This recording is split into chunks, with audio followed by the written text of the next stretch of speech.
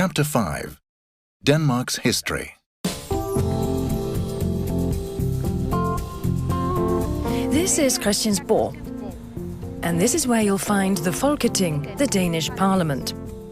More than 150 years ago, Denmark wrote its first free constitution, and in so doing became a democracy. The man you see on the horse is King Frederik VII. He's the king who, in 1849, signed the constitution of the Kingdom of Denmark, the Grundlov, the country's first democratic constitution. In several other European countries, this kind of event led to violent revolutions, but in Denmark, under strong pressure from the people, the king agreed to relinquish his power after almost 200 years of autocratic rule. Thus, the king turned over power to representatives elected by the people, but the king continued to be the country's head of state. Denmark's first king lived during the Viking Age more than 1,000 years ago. His name was Gorm the Old. Gorm the Old's son, Harald Bluetooth, erected a famous stone. The inscription on the stone states that Harald brought Christianity to the Danes and is written in runes, the written language of the Vikings. The stone is known as Denmark's birth certificate.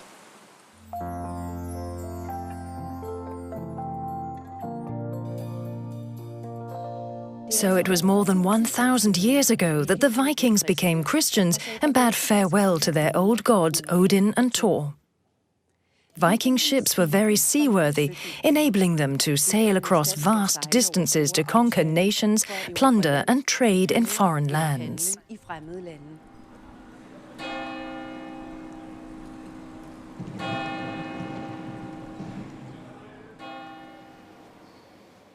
Here in Roskilde Cathedral, many Danish kings and queens are buried.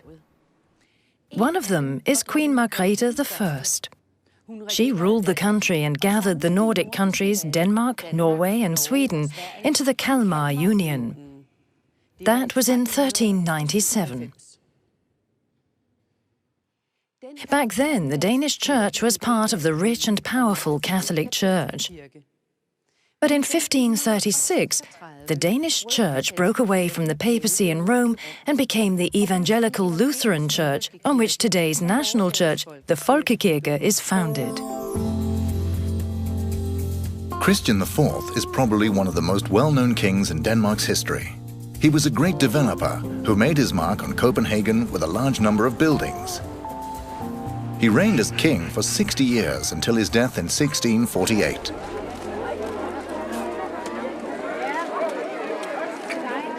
The Danish monarchy is over 1,000 years old and is one of the oldest in the world. The Danish monarchy has changed a great deal in the course of time. Christian IV's son, Frederik III, introduced what is called an absolute monarchy, a time where the king had total power and could decide everything. Absolute monarchy was introduced in 1661. The year before, Frederik III had executed a coup d'état, which meant that the crown was to be handed down from one generation to the next. Until that time, the king had been elected by a national council. The absolute monarchy lasted for almost 200 years.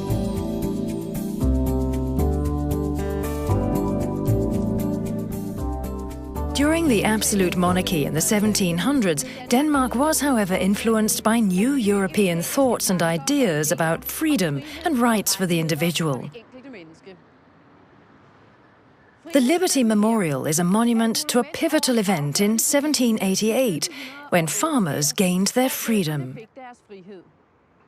Previously, the farmers were forced to work without pay for estate owners. Following this event, the farmers could now freely choose whether they wanted to remain on the estate or leave. They also gained the option of owning their own land. These new thoughts and ideas about freedom and rights for the individual led to the introduction of democracy in 1849.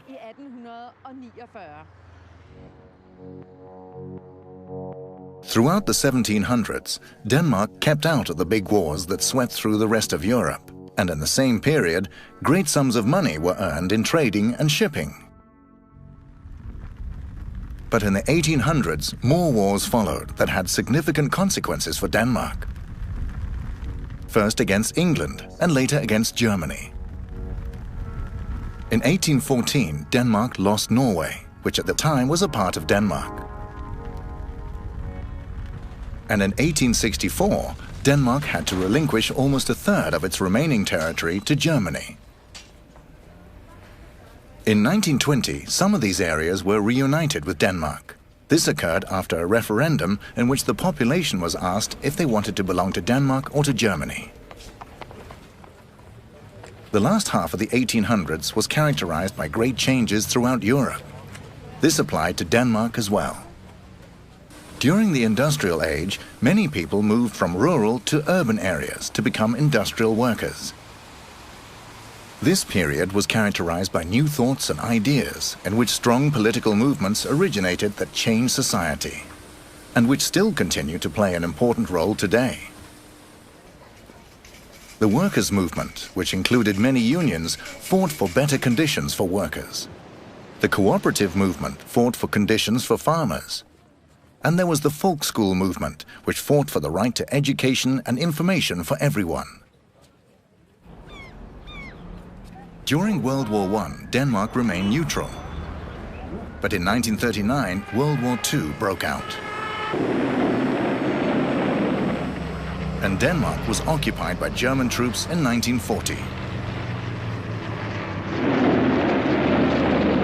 Denmark, however, was not as fiercely hit by World War II compared to the majority of other countries in Europe. The final years of the occupation were characterized by acts of sabotage, strikes, and resistance against the Germans.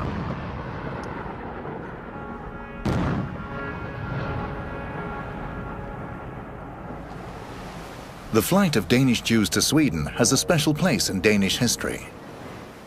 At the beginning of the war, about 8,000 Jews lived in Denmark.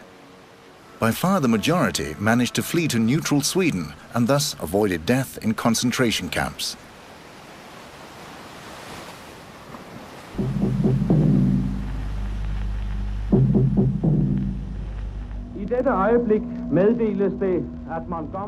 Denmark was liberated on the 5th of May 1945. This day is still celebrated by flying flags on buses and on official buildings.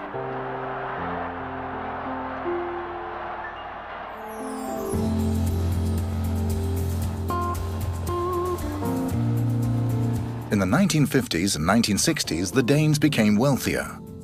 Unemployment fell, and agricultural and industrial production rose annually. During this period, the welfare society that we know today began to be established. For example, laws on social insurance covering illness, maternity leave, and unemployment were passed. At the end of the 1960s, there was a shortage of labor, and the first guest workers arrived in Denmark. The majority came from the former Yugoslavia, Pakistan, and Turkey. Women also rushed out onto the labor market. The state took over many of the tasks previously performed by women, among them caring for the elderly, the sick, and children.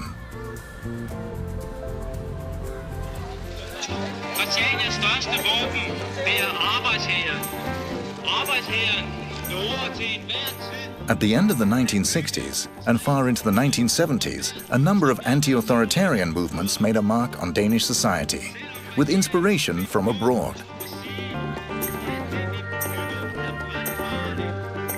For example, students wanted to have a say at their places of study.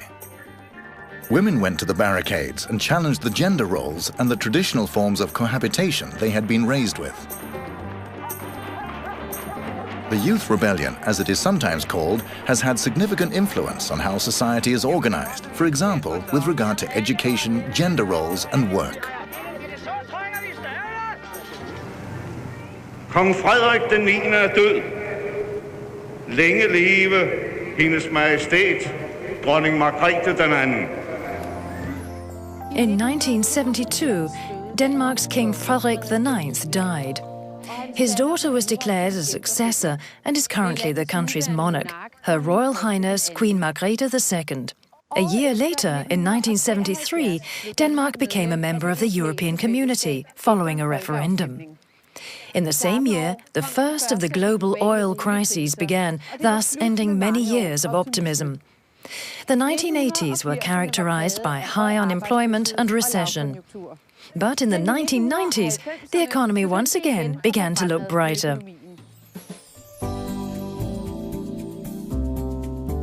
Besides membership in the European Union, Denmark currently cooperates closely with other Scandinavian countries. But Denmark's international connections reach further than just its neighbours. For many years, Denmark has been a significant contributor to the United Nations system. And since 1949, Denmark has been a member of the defence and military alliance NATO.